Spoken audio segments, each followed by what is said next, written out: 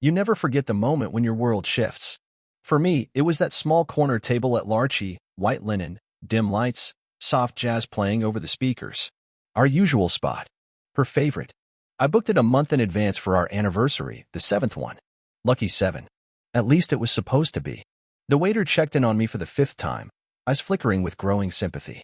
My steak had gone cold an hour ago. The roses wilted a little more with each passing minute. 3 hours.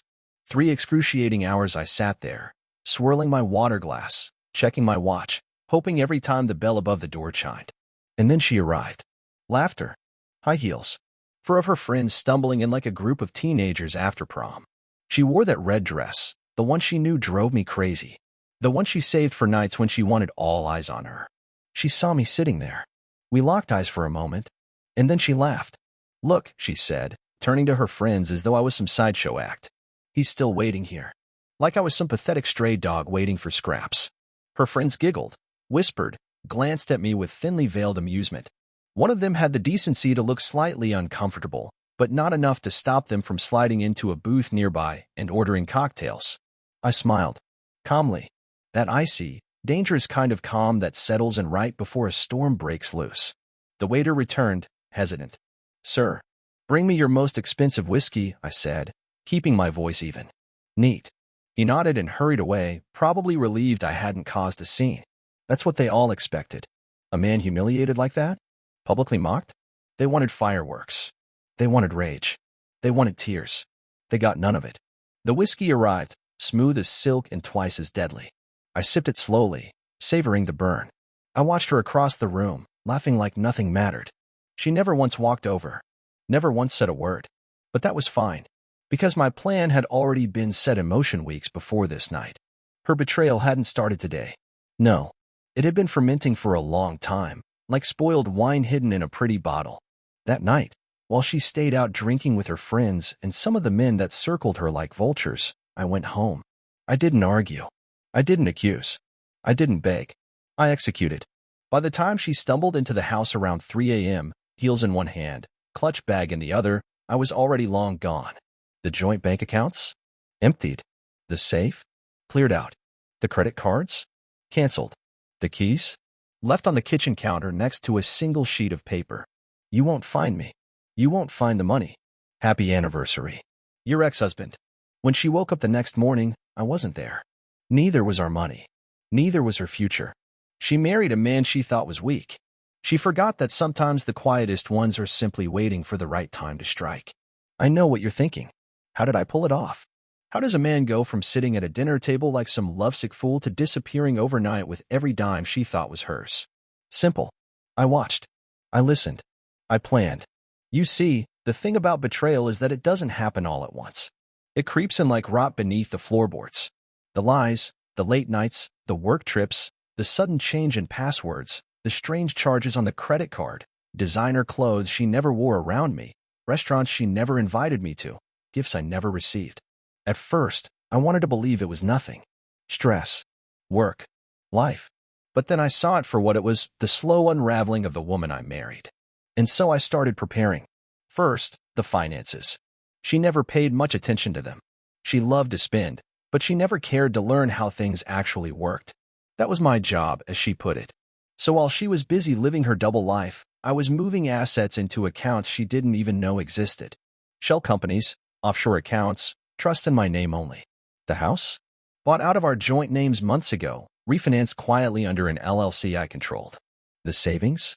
Transferred in pieces, so small she never noticed. The investments?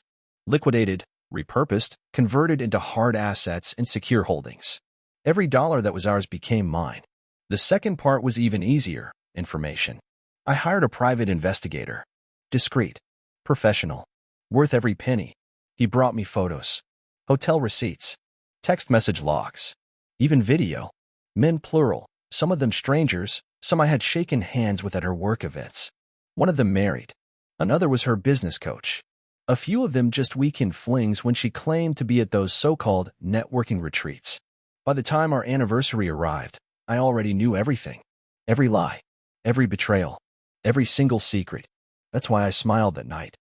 Because I wasn't sitting there hoping she'd walk through that door to make things right. I was waiting for the moment I would no longer have to pretend. When she stumbled home that night, too drunk to notice the emptiness, she walked right past the signs, the missing safe, the blank walls where our framed wedding pictures used to hang, the absence of my shoes by the door. She was too far gone to see the destruction she'd caused. But when morning came, the silence hit her like a freight train. I imagined her face as she read my note, as she tried calling my number only to hear it disconnected, as she checked the bank accounts and saw zeros where six figures once sat, as she realized that everything, absolutely everything, was gone. By noon, my phone was flooded, not my real phone, of course. The old one.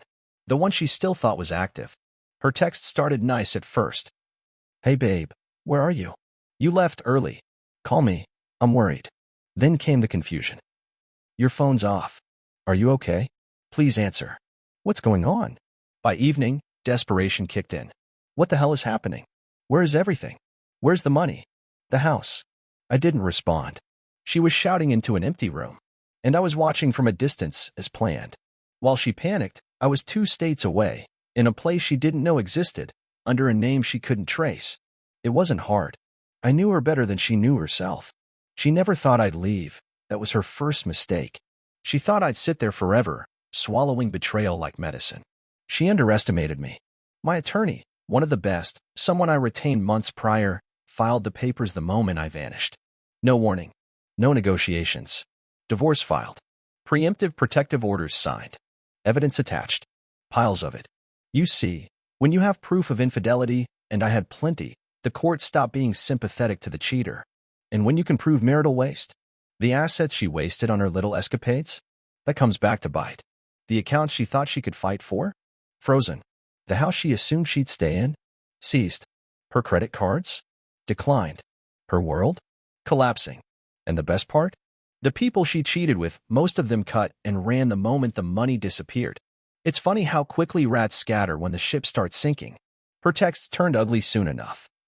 "You can't do this to me. I'll ruin you. You think you're smart?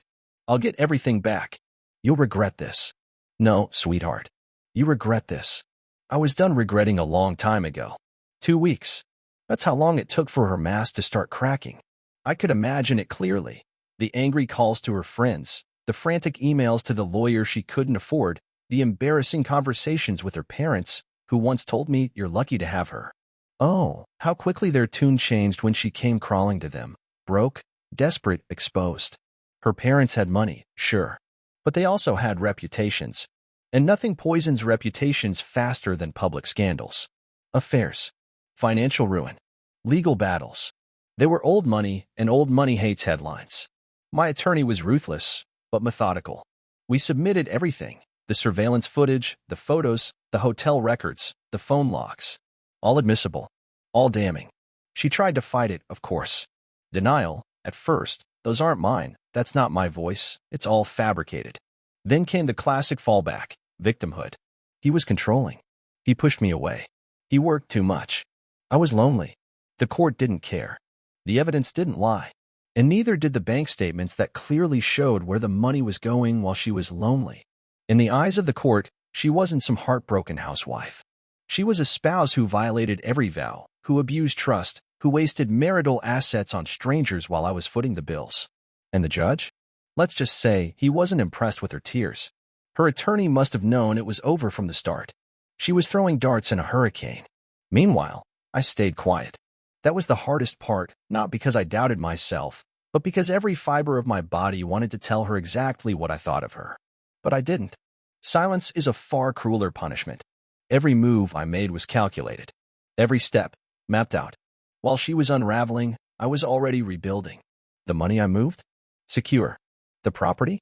Mine. The life she thought she could steal? Reclaimed. I even kept the damn dog. She didn't even fight for him. He was part of the show, I guess. Something to post for likes when it suited her. Her lovers? Most of them ghosted her the moment the divorce filings became public record. You'd be surprised how fast love turns cold when bank accounts freeze. Now she was alone. Flat broke. No husband. No money. No safety net. Exactly where she put me, in a different way, years ago. You always know they'll come back. They never expect the tables to turn, but when they do, oh, they crawl. It started with an email. "Can we please talk?" For closure. Closure. She wanted closure. As if she hadn't had plenty of closure with her little parade of boyfriends behind my back. I didn't reply. 2 days later, another message. I never meant for it to go this far. We were struggling.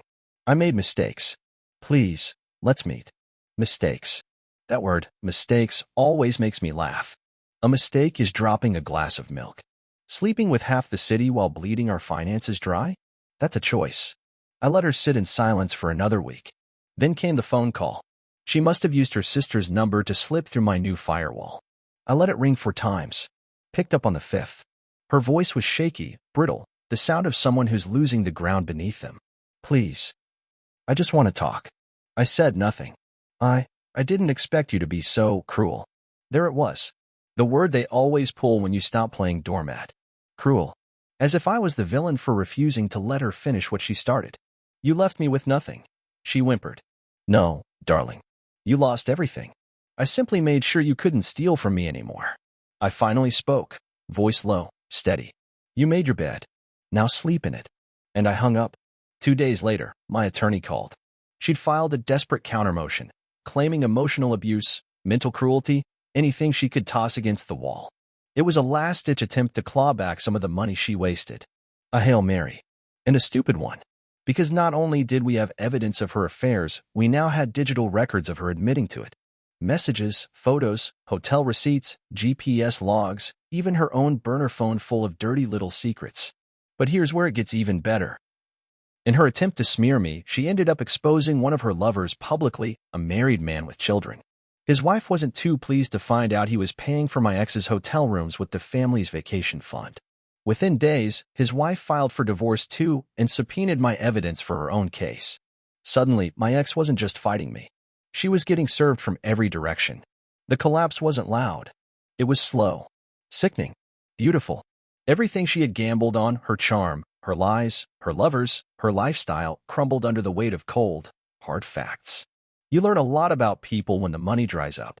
At first, she still had her little entourage. The friends who laughed at me that night in the restaurant. The ones who toasted cocktails while I sat at that lonely table. The ones who whispered behind my back, feeding her ego. They stood by her for a few weeks. At brunch, at wine nights, at yoga. Fake smiles, fake sympathy. You're so strong. He was always so controlling anyway. But then the legal bills started piling up. The frozen accounts made her card decline at their favorite boutiques. The dinner tabs? She couldn't split them anymore. The spa weekends? Canceled. And one by one, they vanished. They weren't friends. They were scavengers. Without money or status, she wasn't useful to them anymore. No one wants to sip mimosas with the woman who can't afford her share. Her parents were next. Old money can tolerate many things, but public scandal? Financial ruin? Lawsuits? They turned their stomach. Her father called me through my lawyer once. Tried to arrange a quiet settlement to make this all go away. He offered money, less than what she stole, of course, in exchange for me dropping my claims and sealing the records. I let my attorney deliver my reply. This isn't about money anymore. This is about accountability. Her father didn't like hearing that. Rich men rarely do. After that call, even her parents started pulling back. They didn't want to be dragged into the lawsuits. Didn't want their name splashed across court filings. Didn't want their friends whispering about how their daughter couldn't even hold a marriage together without burning the house down. Her job was next. Funny thing about reputations, they tend to precede you. Word gets out when you're facing public adultery charges, especially when one of your affair partners is being sued for marital asset theft by his ex-wife. Suddenly, the promotions dried up. The invitations stopped coming. Clients canceled meetings. By the time her employer's HR department reviewed her contract, she was already packing her desk. And through all of it, I said nothing. I made no scene. I simply watched. Watched the woman who laughed at me at that restaurant drown in the very storm she brewed. By now, she had nothing left to hide behind. No friends. No job. No parents bailing her out. No secret lovers financing her nonsense. And so, like they always do in the end, she came crawling directly to me.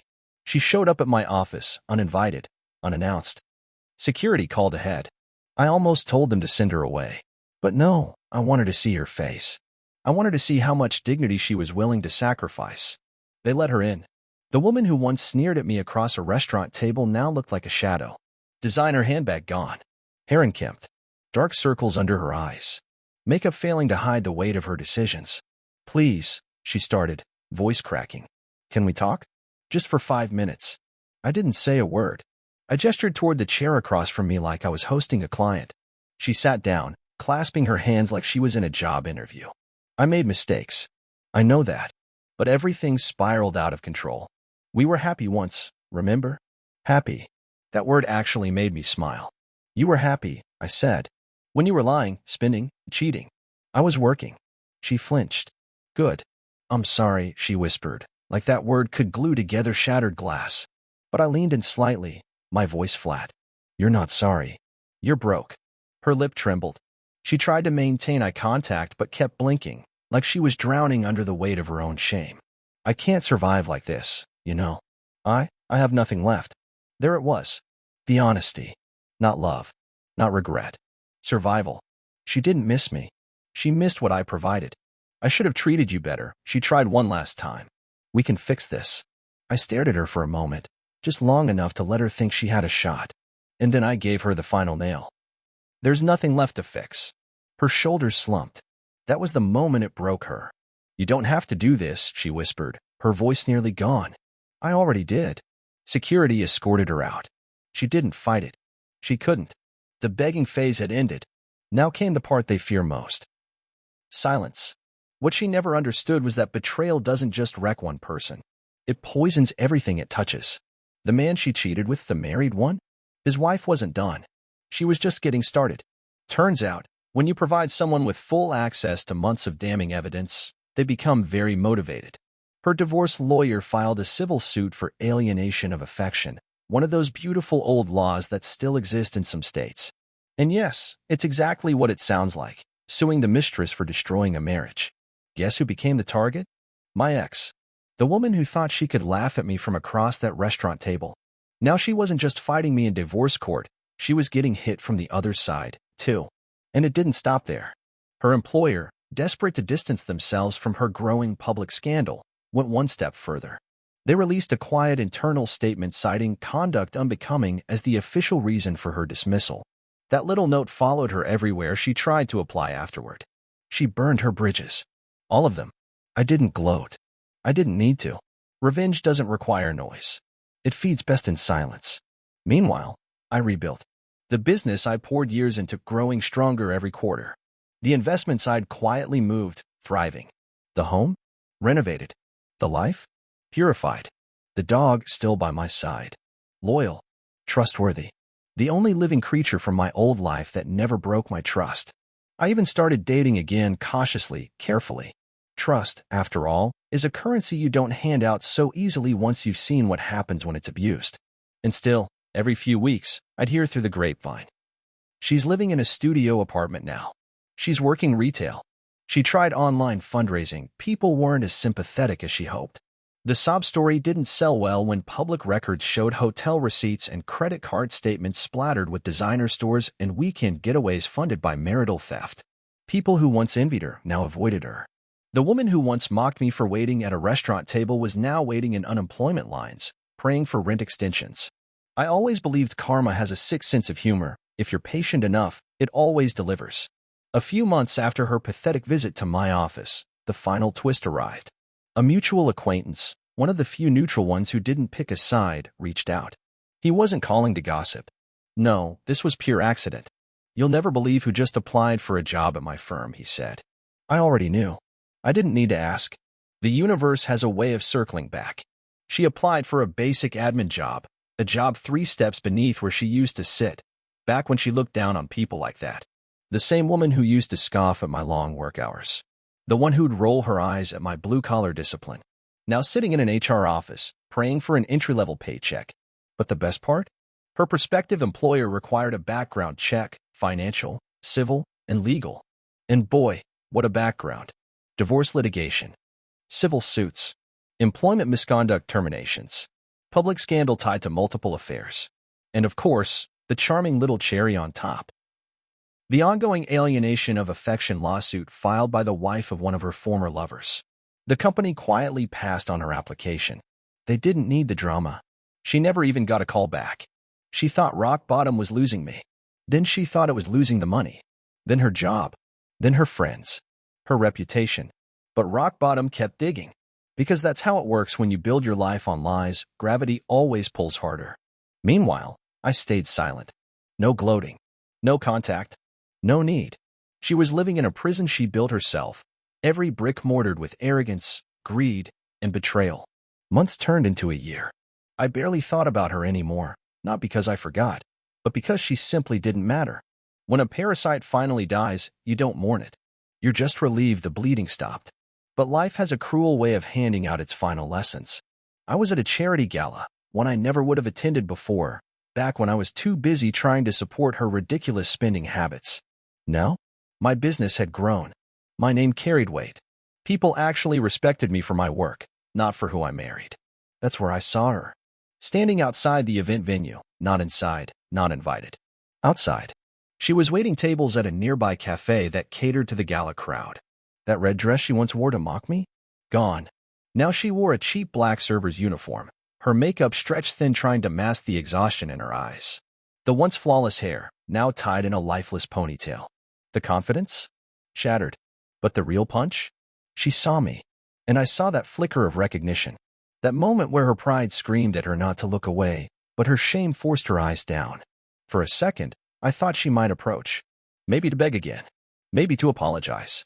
Maybe just to pretend none of it ever happened. But she didn't. She turned, tray in hand, and vanished back into the kitchen like a ghost, hiding in the very shadows she tried to shove me into once. I didn't feel satisfaction. I didn't feel anger. Not even pity. I just felt clean. Because at that moment, I knew the truth. I won. Not because I ruined her. She did that to herself. I won because I survived her. And I built something better. They think revenge is fire. But it isn't. Fire burns out. It's over too fast. No, real revenge is peace, that unbothered silence they can't penetrate. That life you live afterward, where their existence is nothing more than a bad memory collecting dust. That's where I was now. Business was thriving. I built it up even stronger after she was gone, without her dead weight pulling at my ankles. My employees respected me, not because I was anyone's husband, but because I'd earned every inch of ground I stood on. I bought a new house. Not a mansion. Not flashy. Just solid. Private. Mine. The kind of house where everything inside it was earned, not stolen. Paid in full. Free and clear. And most importantly, peaceful. I started traveling again, something she always claimed we couldn't afford while she burned through our money behind my back. Now, I boarded planes without guilt, without permission. Paris. Tokyo. The mountains. The ocean. Each trip was a reminder of the life I should have been living long ago, before betrayal chained me to her mistakes. And then, of course, came the whispers. I heard from mutual friends, the few who stayed neutral, that my peace was driving her mad. She'd occasionally ask about me. Not directly. Always through someone else. How's he doing? He moved on already? Is he seeing anyone? Because nothing haunts a narcissist more than knowing their target doesn't miss them. That their absence wasn't a wound, it was a blessing. I didn't date for a while. Not because I couldn't. Because I wasn't rushing into anything. I was building myself stronger, sharper, wiser. When I finally did start seeing someone, it was different. Healthy. Mutual respect, honesty, all those little things my ex-wife never offered but always demanded. And yes, word eventually got back to her. And yes, it bothered her more than anything else I ever did. Desperate people always think there's one last card they can play. They don't understand that the game ended long ago and they already lost. About 18 months after the divorce was finalized, my attorney called. "You're going to want to hear this," he said. She filed a motion. I raised an eyebrow. What now?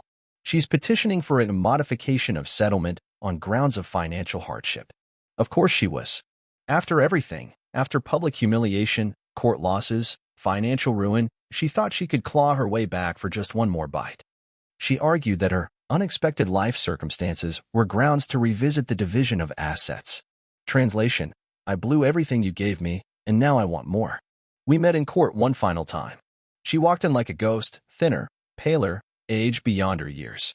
Her lawyer, some third-rate budget shark, made a passionate case about her standard of living and long-term hardship and unforeseen challenges. I sat there, calm as ever. I didn't need to say much. My attorney stood up, handed over our updated files. evidence of her ongoing civil liabilities, proof of wasted assets, documentation of her voluntary unemployment, and the key piece, her previous settlements, which she squandered. The judge didn't even take long. Motion denied. Permanently. Final. Irrevocable. Done. As we exited the courtroom, she tried one last move. No lawyers. No crowd. Just her standing in the hallway, waiting. We could have had a life together, she whispered. You didn't have to be so cold. I looked at her. Really looked at her. No, I said. You didn't have to be so greedy. And then I walked away. That was the last time I saw her face. And honestly, I didn't feel anything. After that final courtroom meeting, it was as if life itself closed the book on her. No more filings. No more phone calls. No more desperate stunts. The legal system was done with her. I was done with her. But life? Life was just getting started with its punishment. Word slowly spread about her downfall. Former friends, the ones who once giggled with her that night at the restaurant, were now whispering behind her back. She became cautionary gossip at brunch tables. You heard what happened to her, right? So sad. I mean, you can't screw over people like that and expect to land on your feet.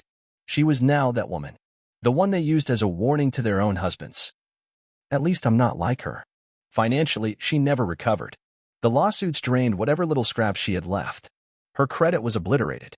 Her name was radioactive in the professional world. Every job application led to the same dead end. We've decided to pursue other candidates. Landlords didn't want to touch her. Even roommates avoided her. No one wanted to get tied to her drama. She went from penthouse brunches to cheap apartment complexes with peeling paint and leaky faucets. Every now and then, I'd hear distant updates. She borrowed money from relatives. They refused after a while. She tried to start a consulting business. Nobody hired her. She applied for government aid, denied due to ongoing civil disputes. The world she once ruled with a smug smile was now closing in like a cold iron cage. And through it all, I remained exactly where I was. Growing my business, expanding my investments, living in a house built on loyalty, not lies. Dating a woman who actually knew what trust meant. Her final collapse wasn't a grand explosion. No headlines. No drama. Just the slow, humiliating erosion of a woman who once thought she was untouchable. Here's the thing they never prepare for. Not your anger. Not your revenge. Not even their own ruin. No, what eats them alive is the contrast. Because while her world kept shrinking, mine kept growing. I wasn't just surviving. I was thriving. The business I once stayed up all night building, now running itself with a team I trusted. My wealth? Diversified. My freedom? Unlimited. My peace? Unshakable. I traveled whenever I wanted. Sipped coffee in cities I once only dreamed of seeing. Sunrises in Santorini. Autumns in Kyoto. Summers on the Amalfi Coast. Not to show off. Not to impress anyone. But because I could. Because I earned it. Because while she wasted years building her little house of lies, I was laying the bricks for my own private kingdom. And the woman by my side now? The complete opposite of her. No games. No drama. No hidden agendas. Just quiet partnership. Respect. Loyalty. She knew about my past, all of it, and never once used it as ammunition. Because when you've been through hell, you don't settle for smoke and mirrors anymore. You spot real from fake in the first 5 minutes. Meanwhile, my ex? Every choice she made was now a chain wrapped tighter around her ankles. The debts. The lawsuits. The destroyed reputation. The constant rejection. Her social media? Silent. No filtered vacations. No fake couple selfies. No carefully staged brunch photos. Just an abandoned page frozen in time, like a museum exhibit of who she used to be. Sometimes I'd get secondhand reports. She's trying to sell jewelry now. She's thinking of moving back with her parents, if they'll take her. She talks about you sometimes, you know. Of course she does. Because nothing haunts the selfish more than watching the person they tried to destroy build something beautiful without them. And the cruelest part? She knows she can never come back. Even if she begged. Even if she offered everything. That door is gone. Sealed. Turned to stone. There's one moment in every story like this. The moment they finally get it. The moment when they realize. He doesn't hate me. He doesn't love me. He just doesn't care. And that's what breaks them. It happened quietly, like most endings do. I ran into one of her old friends at a business event. Someone who had kept their distance through all of it. Smart enough not to pick sides, but close enough to know the details. Small talk. Polite. But then she said it. She still talks about you sometimes. I raised an eyebrow but said nothing. Not like you'd think. She says it's the weirdest thing, how you've moved on. Like none of it ever touched you. I smiled. Because that's exactly what she couldn't stand. You see, people like her, they need to matter. Even if it's through conflict. Even if it's through pain. They just can't stand being irrelevant. They want to be the wound you can't close. The shadow you can't outrun. But what they fear most is indifference. Total. Cold. Complete. I didn't block her. Didn't erase her name. Didn't shout her downfall from rooftops. No. I just erased her where it counted. Inside me. No more anger. No more bitterness. No more wondering why. Her name was now nothing more than a footnote in a chapter one closed a long time ago. She didn't break me. She sharpened me. And that's what kills them. Because they will live with their choices forever. But me? I walk free. There's something beautifully cruel about watching karma do its job. Not fast. Not loud. Just steady. Unforgiving. Surgical. The updates started to slow down. Even the few mutual acquaintances who used to feed me little bits of gossip eventually stopped. Not because they were protecting her, but because there was nothing left to say. She'd burned through everything. The money from her settlement. The jewelry she pawned. The fake consulting business. The friends who once propped her up. Now she was renting a tiny apartment outside the city, barely big enough for a mattress, let alone her old designer wardrobe. The high-end lifestyle she once flaunted? Gone. The spa weekends? Gone. The lavish brunches? Gone. Replaced by fast food takeout and secondhand clothes. Her family? They washed their hands clean long ago. Even her father, the same man who once told me, you should feel lucky she chose you, finally cut her off. He couldn't afford the embarrassment anymore. In his world, reputation is currency. And his daughter was bankrupt. I heard whispers she was trying online dating again. Fishing for someone, anyone who might rescue her. But her past followed her like a bloodhound. These days, a simple online search tells you everything. The lawsuits. The scandals. The financial ruin. No man with half a brain would touch that with a 10-foot pole. She tried playing the victim, claiming she was abandoned and manipulated. But the internet doesn't forget. And neither do the court records. Her own lies had finally caved in around her. And me? I barely noticed. I was too busy living, building, traveling, loving, thriving, while she withered in her tiny apartment, scrolling through filtered photos of people who had moved far beyond her reach. Her rock bottom wasn't just poverty. It wasn't even loneliness. It was irrelevance. She became invisible to the very world she once thought revolved around her. Her greatest fear wasn't losing me. It wasn't even losing the money. It was becoming nobody. And that's exactly where life left her. Years passed. Not months. Not seasons. Years. The people who once cheered her on barely remembered her name. The men she entertained? Long gone. Her so-called network moved on without her. The world didn't pause for her collapse. She had no career to rebuild, not after the lawsuits, the failed businesses, the HR scandals. No wealthy savior to rescue her. They all did their research. No social ladder to climb, every rung burned or broken by her own hand. She was frozen in time, stuck in the wreckage she created. The very ambition that once fueled her had nowhere left to go. The manipulations, the games, the power plays, useless now. There was no one left to play them on. I sometimes imagined her scrolling through my life from afar, because that's the only place she could see it now, from a distance. She saw the pictures of my new life. Vacations not fueled by debt. A partner who walked beside me, not above me. A business that outgrew even my early dreams. Friends who respected me for who I am, not what I provide. And most importantly, peace. The kind of peace that radiates without effort. The kind that no amount of money or status can fake.